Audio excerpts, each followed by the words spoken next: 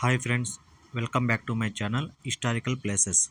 ఈరోజు మనం వచ్చేసి మదనపల్లి దగ్గర చిన్న తిప్ప సముద్రం అంటే సిటిఎం దగ్గరలో ఉన్న గవి గంగాధర స్వామి ఆలయం దగ్గర అయితే ఉన్నాం. ఈ ఆలయం చాలా పురాతనమైన ఆలయం.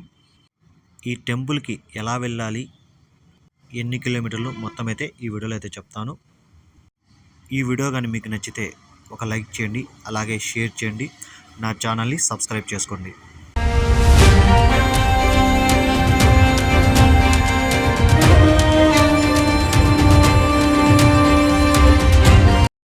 ఈ దేవాలయానికి వెళ్ళడానికి మదనపల్లి నుంచి మనకి ఈ చిన్న తిప్ప సముద్రం అనేది ఒక 10 కిలోమీటర్లు ఉంటుంది.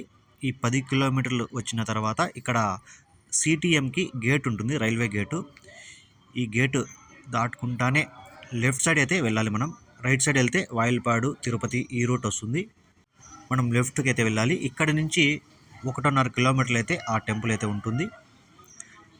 చూడండి, లెఫ్ట్కి వెళ్తూనే ఇట్లా లెఫ్ట్కి వెళ్తూనే రైట్ సైడ్ అయితే తిరిగితే స్ట్రైట్ వెళ్ళిపోయి స్ట్రైట్ వెళ్ళి డెడ్ ఎండ్కి రైట్ తిరిగితే ఒకటే దారి. ఇంకా ఊర్లోనే వెళ్తాం, ఊరు లోపలే. ఊరు దాటుతానే మనకైతే మట్టి రోడ్డు ఉంటుంది, కానీ సిమెంట్ రోడ్ అయితే ఉండదు, మట్టి రోడ్డు ఉంటుంది. మేము పోయిన రోజు వచ్చి వాన పడుతుంది, అంటే 4-5 రోజులు ఈ తుఫాన్ వల్ల వాన అయితే పడింది. మేము పోయిన రోజు నిలిచింది, అంతగా అయితే వాన లేదు. ఈ కొండలు కానీ ఈ చెట్లు ఇక్కడ చూస్తుంటే చాలా చల్లగా ఉంటుంది. ఈ దారి కూడా చాలా చిన్నది, అయితే కార్లు కానీ పెద్ద బండ్లు పోయి చాలా ఇబ్బందిగా ఉంటుంది. 2 వీలర్లు అయితే వెళ్ళిపోవచ్చు. మనకి ఇలా ముందుకు వెళ్తూనే ఒక విగ్రహం అయితే ఉంటుంది, ఇక్కడ వినాయకుడు ఉన్నట్టు. ఈ వినాయకుడి వెనకాల వచ్చి మనకి కుమారస్వామి విగ్రహం కూడా ఉంటుంది. అలాగే స్ట్రైట్గా వెళ్తే మనకి దేవాలయం అయితే వస్తుంది. ఫస్ట్ ఇది దేవాలయం కోనేరు అన్నమాట. ఈ కోనేరు వచ్చి ఈ వాన నీరు కాబట్టి బాగా తెల్లగానే ఉన్నాయి, అంత గలీజ్గా అయితే ఏం లేదు కోనేరు. ఇక్కడ ఈ కోనేరులో అయితే ఇక్కడ బోర్డు అయితే వేశారు, ఈత ఆడకూడదు అని.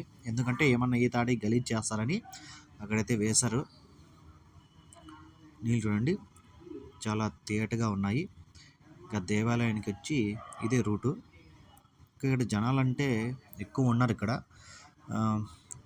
సోమవారం కొంతమంది వస్తారంట. ఇక ముక్కటి ఏకాదశి, మహాశివరాత్రి రోజైతే జనాలు ఎక్కువ వస్తారు. ఇక్కడ భజనలు చేస్తారు, ఇక్కడ జాతరలాగా ఉంటుందన్నమాట. ఈ దేవాలయం అనేది చాలా పురాతనమైన దేవాలయం. ఊరు నుంచి ఇది దాదాపు 1 కిలోమీటర్ దూరంలో ఉంటుంది. ఇది మొత్తం కొండల మధ్యలో అయితే ఉంటుంది. ఈ దేవాలయం కూడా ఒక గుండు కింద అయితే దేవాలయం అయితే కట్టారు. టెంపుల్ లోపలికి అయితే వెళ్దాం.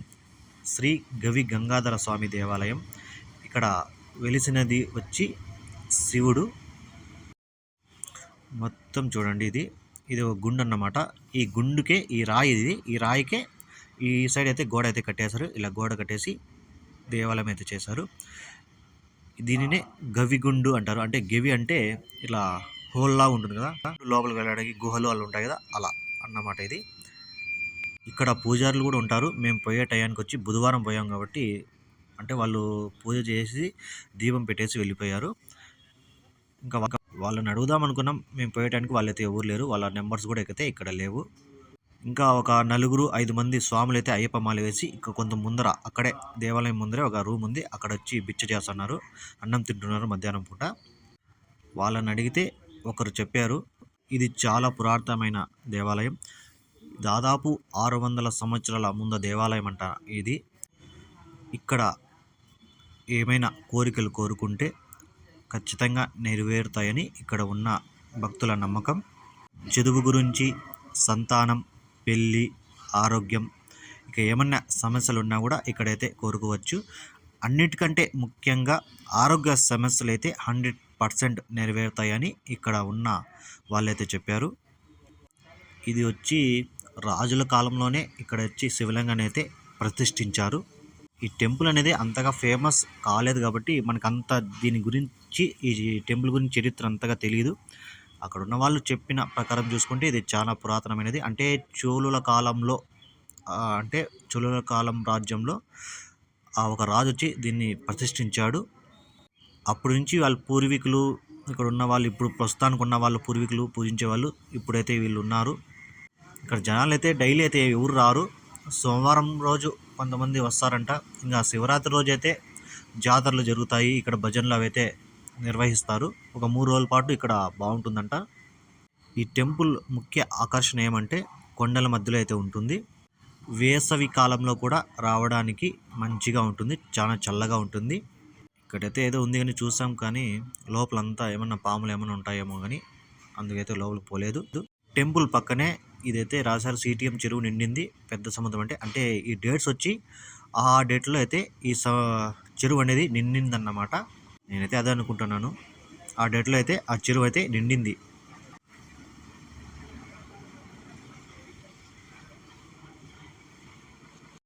ఇక్కడ ఏదో ఆర్ట్ అయితే గీశారు. ఇది ఏమంటే మనుషులే కాదు, ప్రతి ప్రాణి శివునికి పూజలు చేస్తాయని నిదర్శనం అన్నమాట. ఇది ఎంట్రన్స్లోనే మనకి ఈ పక్క విఘ్నేశ్వరుడు, ఒక పక్క వచ్చి కుమారస్వామి అయితే మనకి దర్శనమిస్తారు. డిజైన్స్ కూడా సూపర్గా అయితే ఉన్నాయి, కానీ అంత ఫేమస్ కాలేదు.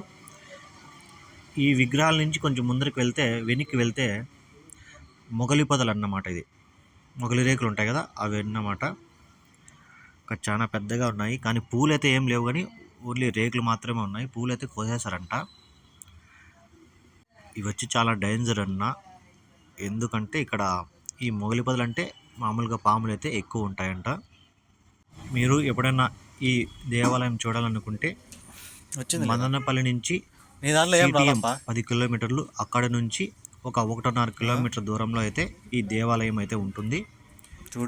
ఫోటో చూడు. ఈ వీడియో కానీ మీకు నచ్చితే ఖచ్చితంగా ఒక లైక్ చేయండి. అలాగే నా ఛానల్ని సబ్స్క్రైబ్ చేసుకోండి. ఈ దేవాలయం గురించి మనకు అంతగా హిస్టరీ తెలియదు కాబట్టి నాకు తెలిసిన వాటిలో అయితే కొంచెం చెప్పాను. మీకేమైనా తెలిసి ఉంటే కామెంట్ సెక్షన్లో కామెంట్ చేయండి. Thank you.